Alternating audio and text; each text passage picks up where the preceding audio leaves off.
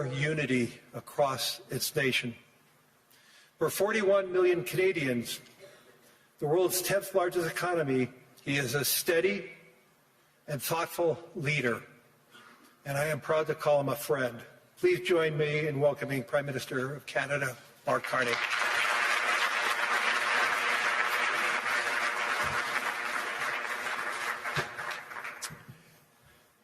Thank you very much, Larry. I'm going to start in French, and then I'll switch back to English. Merci, Larry. Thank you, Larry. C'est un plaisir. It is both a pleasure et un devoir and a duty d'être parmi vous to be with you tonight in this pivotal moment that Canada and the world go through. Today I will talk about the rupture in the world order, the end of a pleasant fiction and the beginning of a harsh reality, where geopolitics, where the large main power geopolitics is submitted to no limits, no constraints. On the other hand, I would like to tell you that the other countries, especially intermediate powers like Canada, are not powerless. They have the capacity to build a new order that encompasses our values, such as respect for human rights, sustainable development, solidarity, sovereignty, and territorial integrity of the various states. The power of the less power starts with honesty. It seems that every day we're reminded that we live in an era of great power rivalry, that the rules-based order is fading, that the strong can do what they can and the weak must suffer what they must. And this aphorism of Thucydides is presented as inevitable, as the natural logic of international relations reasserting itself. And faced with this logic, there is a strong tendency for countries to go along to get along, to accommodate, to avoid trouble, to hope that compliance will buy safety. Well, it won't. So what are our options? In 1978, the Czech dissident Václav Havel, later president, wrote an essay called The Power of the Powerless. And in it, he asked a simple question: how did the communist system sustain itself? And his answer began with a greengrocer. Every morning, this shopkeeper places a sign in his window: "Workers of the world unite." He doesn't believe it. No one does. But he places the sign anyway to avoid trouble, to signal compliance, to get along. And because every shopkeeper on every street does the same, the system persists. Not through violence alone, but through the participation of ordinary people in rituals they privately know to be false. Havel called this living within a lie. The system's power comes not from its truth, but from everyone's willingness to perform as if it were true. And its fragility comes from the same source. When even one person stops performing, when the greengrocer removes his sign, the illusion begins to crack. Friends, it is time for companies and countries to take their signs down. For decades,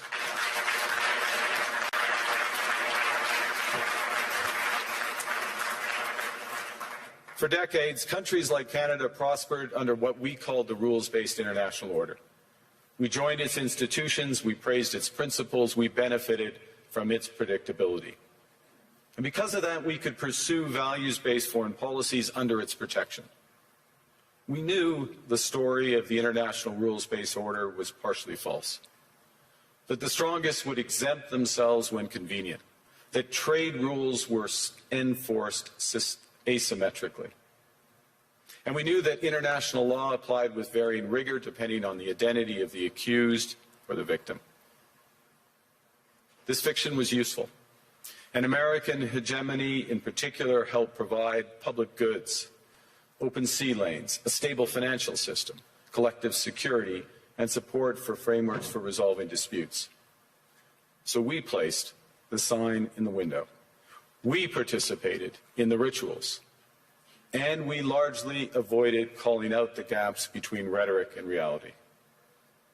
This bargain no longer works. Let me be direct. We are in the midst of a rupture, not a transition. Over the past 2 decades, a series of crises in finance, health, energy, and geopolitics have laid bare the risks of extreme global integration. But more recently, great powers have begun using economic integration as weapons. Tariffs as leverage, financial infrastructure as coercion, supply chains as vulnerabilities to be exploited. You cannot live within the lie of mutual benefit through integration when integration becomes the source of your subordination. The multilateral institutions on which the middle powers have relied, the WTO, the UN, the COP, the architecture, the very architecture of collective problem solving are under threat. As a result, many countries are drawing the same conclusions, that they must develop greater strategic autonomy in energy, food, critical minerals, in finance and supply chains. And this impulse is understandable. A country that can't feed itself, fuel itself, or defend itself has few options. When the rules no longer protect you, you must protect yourself. But let's be clear-eyed about where this leads. A world of fortresses will be poorer, more fragile, and less sustainable. And there's another truth. If great powers abandon even the pretense of rules and values for the unhindered pursuit of their power and interests, the gains from transactionalism will become harder to replicate. Hegemons cannot continually monetize their relationships. Allies will diversify to hedge against uncertainty. They'll buy insurance, increase options in order to rebuild sovereignty. Sovereignty that was once grounded in rules but will increasingly be anchored in the ability to withstand pressure. This room knows this is classic risk management. Risk management comes at a price. But that cost of strategic autonomy, of sovereignty, can also be shared. Collective investments in resilience are cheaper than everyone building their own fortresses. Shared standards reduce fragmentations. Complementarities are positive sum. And the question for middle powers like Canada is not whether to adapt to the new reality. We must. The question is whether we adapt by simply building higher walls or whether we can do something more ambitious. Now, Canada was amongst the first to hear the wake-up call, leading us to fundamentally shift our strategic posture. Canadians know that our old, comfortable assumptions that our geography and alliance memberships automatically conferred prosperity and security, that assumption is no longer valid. And our new approach rests on what Alexander Stubb, the President of Finland, has termed value-based realism. Or to put another way, we aim to be both principled and pragmatic. Principled in our commitment to fundamental values, sovereignty, territorial integrity, the prohibition of the use of force except when consistent with the UN Charter, and respect for human rights. And pragmatic in recognizing that progress is often incremental, that interests diverge, that not every partner will share all of our values. So we're engaging broadly, strategically, with open eyes. We actively take on the world as it is, not wait around for a world we wish to be. We are calibrating our relationships so their depth reflects our values. And we're prioritizing broad engagement to maximize our influence, given the fluidity of the world at the moment, the risks that this poses, and the stakes for what comes next. And we are no longer just relying on the strength of our values, but also the value of our strength. We are building that strength at home. Since my government took office, we have cut taxes on incomes, on capital gains and business investment. We have removed all federal barriers to interprovincial trade.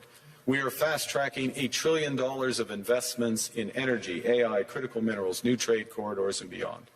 We're doubling our defense spending by the end of this decade, and we're doing so in ways that build our domestic industries. And we are rapidly diversifying abroad.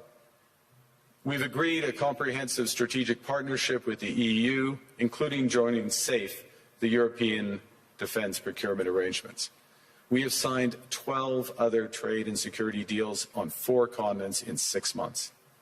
The past few days, we've concluded new strategic partnerships with China and Qatar. We're negotiating free trade pacts with India, ASEAN, Thailand, Philippines, and Mercosur. We're doing something else. To help solve global problems, we're pursuing variable geometry.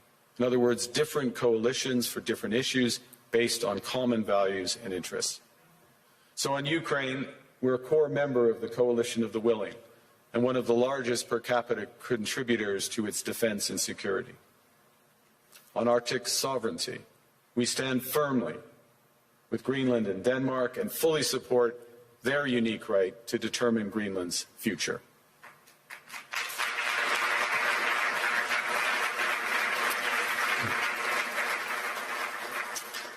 Our commitment to NATO's Article 5 is unwavering.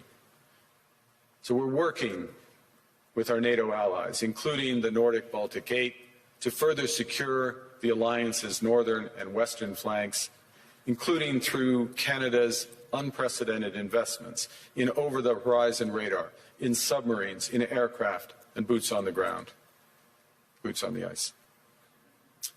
Canada strongly opposes tariffs over Greenland and calls for focused talks to achieve our shared objectives of security and prosperity in the Arctic. On plurilateral trade, we're championing efforts to build a bridge between the Trans-Pacific Partnership and the European Union, which would create a new trading bloc of 1.5 billion people. On critical minerals, we're forming buyers' clubs anchored in the G7 so that the world can diversify away from concentrated supply. And on AI, we're cooperating with like-minded democracies to ensure that we won't ultimately be forced to choose between hegemons and hyperscalers. This is not naive multilateralism, nor is it relying on their institutions. It's building coalitions that work, issues by issue, with partners who share enough common ground to act together. In some cases, this will be the vast majority of nations. What it's doing is creating a dense web of connections across trade, investment, culture, on which we can draw for future challenges and opportunities. Argue the middle powers must act together because if we're not at the table, we're on the menu. But I'd also say that great powers can afford for now to go it alone. They have the market size, the military capacity, and the leverage to dictate terms. Middle powers do not. But when we only negotiate bilaterally with a hegemon, we negotiate from weakness. We accept what's offered. We compete with each other to be the most accommodating. This is not sovereignty. It's the performance of sovereignty while accepting subordination. In a world of great power rivalry, the countries in between have a choice: compete with each other for favor, or to combine to create a third path with impact. We shouldn't allow the rise of hard power to blind us to the fact that the power of legitimacy, integrity, and rules will remain strong if we choose to wield them together. Which brings me back to Havel. What does it mean for middle powers to live the truth? Well, first, it means naming reality. Stop invoking rules-based international order as though it still functions as advertised. Call it what it is: a system of intensifying great power rivalry where the most powerful pursue their interests using economic integration as coercion. It means acting consistently, applying the same standards to allies and rivals. When middle powers criticize economic intimidation from one direction but stay silent when it comes from another, we are keeping the sign in the window. It means building what we claim to believe in. Rather than waiting for the old order to be restored, it means creating institutions and agreements that function as described. And it means reducing the leverage that enables coercion. That's building a strong domestic economy. It should be every government's immediate priority. And diversification internationally is not just economic prudence, it's a material foundation for honest foreign policy, because countries earn the right to principled stands by reducing their vulnerability to retaliation. So Canada. Canada has what the world wants. We are an energy superpower. We hold vast reserves of critical minerals. We have the most educated population in the world. Our pension funds are amongst the world's largest and most sophisticated investors. In other words, we have capital, talent. We also have a government with immense fiscal capacity to act decisively. And we have the values to which many others aspire. Canada is a pluralistic society that works. Our public square is loud, diverse, and free. Canadians remain committed to sustainability. We are a stable and reliable partner in a world that is anything but. A partner that builds and values relationships for the long term. And we have something else. We have a recognition of what's happening and a determination to act accordingly. We understand that this rupture calls for more than adaptation. It calls for honesty about the world as it is. We are taking the sign out of the window. We know the old order is not coming back. We shouldn't mourn it. Nostalgia is not a strategy. But we believe that from the fracture, we can build something bigger, better, stronger, more just. This is the task of the middle powers. The countries that have the most to lose from a world of fortresses and most to gain from genuine cooperation. The powerful have their power. But we have something too. The capacity to stop pretending, to name reality, to build our strength at home, and to act together. That is Canada's path. We choose it openly and confidently, and it is a path wide open to any country willing to take it with us. Thank you very much.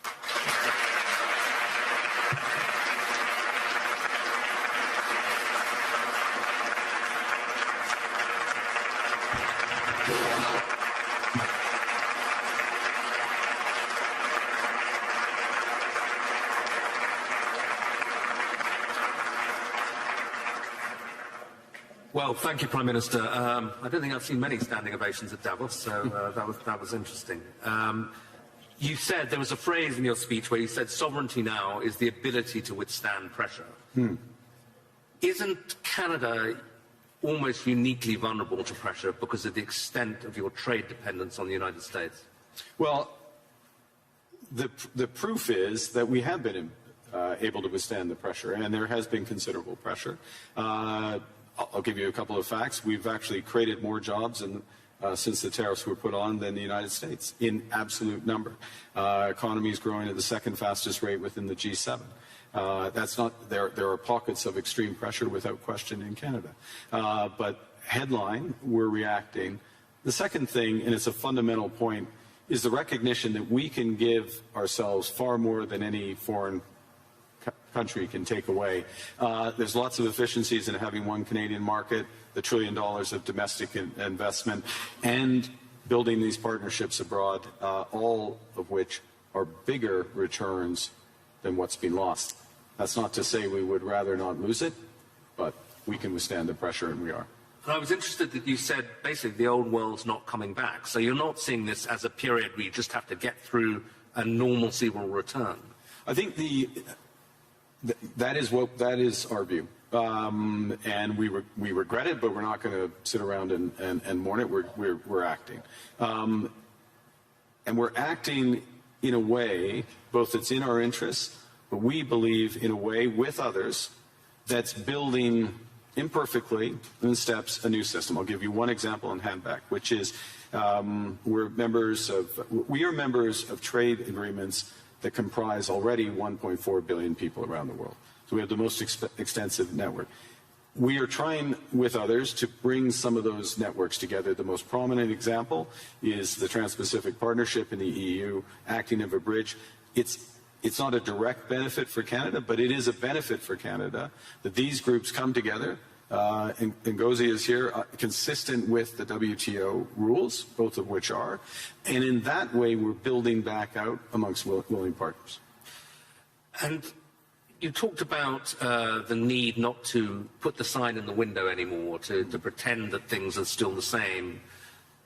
Do you think, to put it directly, that the NATO alliance is still doing that, still pretending it's the old transatlantic partnership, when it's really kind of going? Well, I think clearly NATO is experiencing a test right now, and the first response to that test has to be to respond in a way that ensures the security of the Arctic in a robust way for all possibilities. This is actually a point that we have been making in recent years. It's a point that I made at the NATO summit back in June, which seemed like a pledging summit, but also was to get NATO policies in the right direction. So I think in the immediate term, one of the imperatives is to reinforce things that Canada is doing, Nordic Baltic 8 are doing, the UK are doing, other NATO partners, France included, in a comprehensive way that provides much greater security in the Arctic. This is the test, and so I wouldn't say the NATO sign stays in the window, but we've got to meet the moment of that. You also, a big theme of your speech was the need for middle powers to work together. Yeah. But you've just been to the other great power, to China. And I think people are very intrigued by seeing that meeting. And some people say, kind of, that's a mistake, really, because you're going to make yourself more dependent on China. They're not that benign either. The US will be very annoyed. What's the defense of what you're doing, and what do you hope to get out of it? Well, the first thing is to say it's not a defense. It's an. I know the way you framed the question, but it's offense. It's building out. It's something positive as opposed to against. We're for something as opposed to being against. The second is, there are very clear guardrails in that relationship. I spoke of calibration of relationships in my remarks. That's what I mean by it. But within those clear guardrails are huge opportunities in energy, both clean and conventional, obviously in motor vehicles, in agriculture, in financial services, all of which is mutually beneficial. So it's additive. And look, it's the second largest economy, and it's our second largest trading partner. We should have a strategic partnership with them. Within those guardrails, and that's what we've achieved. And it is an interesting reversal, though, because I think certainly during the Biden administration, there was this sense that the Western world was trying to decouple from China, or de-risk at least, yeah. And is now in this new world that really going to go into reverse, and de-risking from China, because there are other risks, is less of a thing. You need, again, many in this room, this is their livelihood, you need a web of connections. And to miss out in that web some of the largest ones, United States, we already have that, China, India, Mercosur, European Union, that's a mistake. That's not managing your relationships properly. That makes you stronger, makes you more resilient. And then on top of that, I'll give you again, I'll appeal since it's in the headlines to the Nordics. Nordics plus Canada, it's 20% of global GDP. It's not the first thing people would realize. But that relationship, which is deepening for security reasons, because we're like-minded, those are the types of partnerships that I think we'll see more of. And you got a round of applause when you said something strong about standing on principle on Greenland. Do you think we can find an off-ramp on that? I mean, I'm sure you'll speak of it, but put it this way, if there isn't an off-ramp, where does this go? I strongly believe that there's a better outcome that come from the discussions that have been catalyzed in an unusual way, admittedly, but and we absolutely stand by the principles that I referenced. That solution starts with security, and a security, yes, of Greenland, but more broadly of the Arctic. Canada is foursquare contributing to that. We're at the start of a major ramp up above and beyond, so we'll be a major contributor to that. NATO has to deliver on that. We're working intensively in order to do it.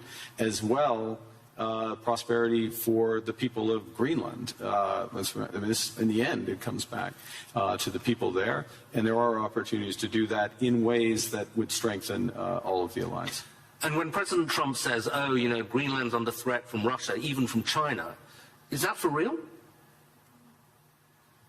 I would say that there are threats. Russia is without question a threat in the Arctic, without question. Russia does lots of horrible things, and will take the opportunity to condemn their unjustified and horrific assault on Ukraine, almost at its fourth year.